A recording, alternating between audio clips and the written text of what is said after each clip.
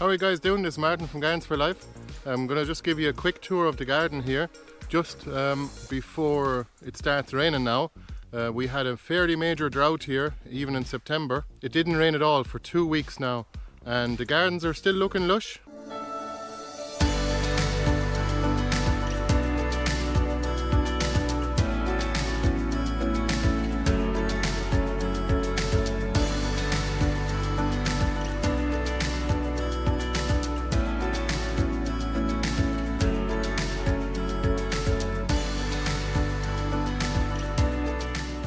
As you can see, everything is looking fairly lush here. The yacon, and we have some courgettes and some great mullein,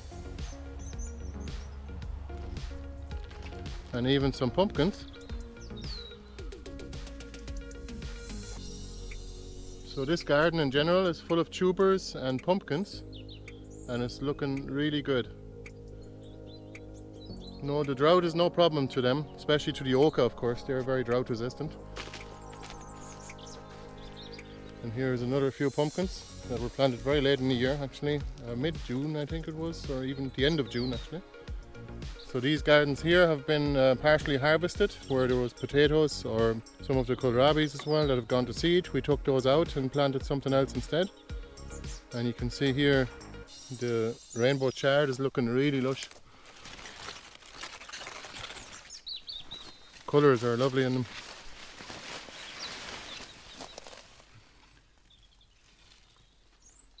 Bright lights is always the best variety of rainbow chard. There's some carrots in between. So nothing here really is suffering. The soil is almost completely dry, and I'll just show you here. But once you dig down a little bit, you can see it's not entirely dry. It's still a little bit moist once you go down deep enough into the soil, or into the compost. So I tip layered these gooseberries here. Be another video about that. And here there's some beetroots. Shiogyo, don't know how to pronounce that. This is the variety. They're doing really well, and they get fairly big as well. I think they store very well in for the winter too. Same as these kohlrabis here. That Super Schmelz is the name of the variety. But all in all, the rhubarb has finally come up, as you can see here.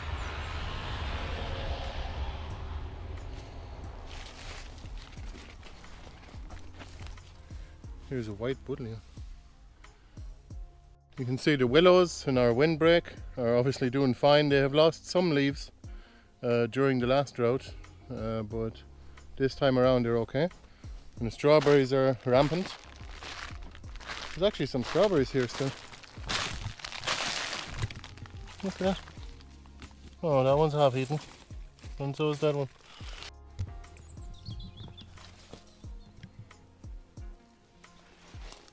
The amount of bees here and other insects on the comfrey and the broccoli flowers actually.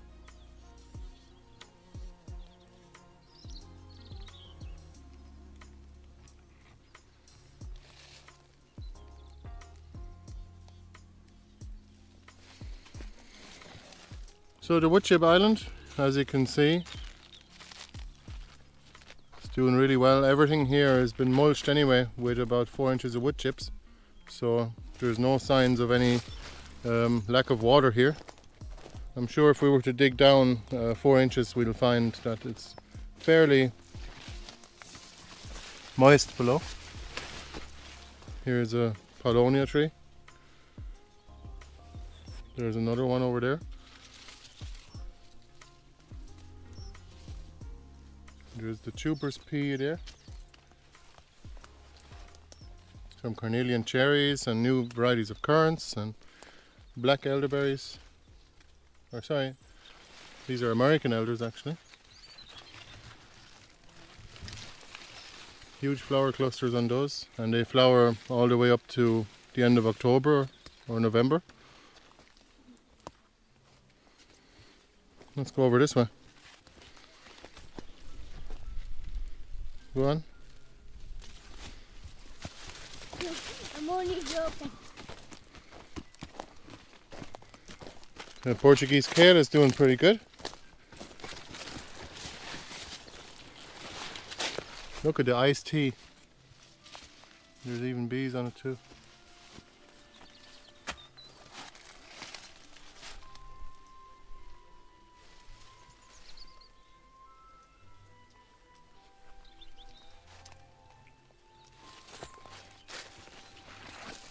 Sweetheart is the name of this variety of strawberry.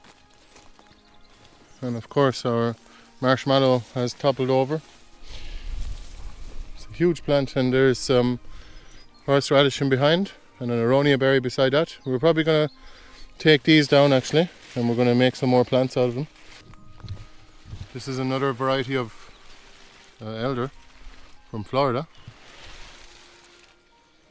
Yeah, that's that typical American elder smell. It's like vanilla and has a huge amount of flowers.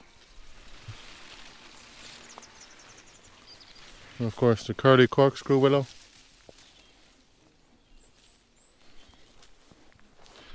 Yeah, anything that's freshly planted is a bit of trouble with the drought, and we did have to do a tiny bit of watering here, at least for the small little seedlings to go in. But these are all new garden beds now along our wall. These are 3 different types of mallows: marshmallow, wood mallow and zebra mallow. So mashua, radish, carrots and all the rest. This bit needs to be cleaned up, and then we have 2 or 3 more beds, or 2 more beds. Here's some more great mullein going to flower even this time of the year. The Jerusalem artichokes have suffered a little bit from the drought, but it's not too bad. They just fall over. That's normal because they grow about 3 meters tall.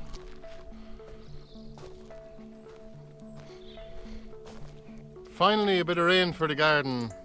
So that was just a little tour of our big garden, and we will be back to you with a tour of our smaller gardens around our house as well. And thanks a million for watching the video. Please check out our latest videos on potatoes, and there will be a pumpkin video showing up soon too.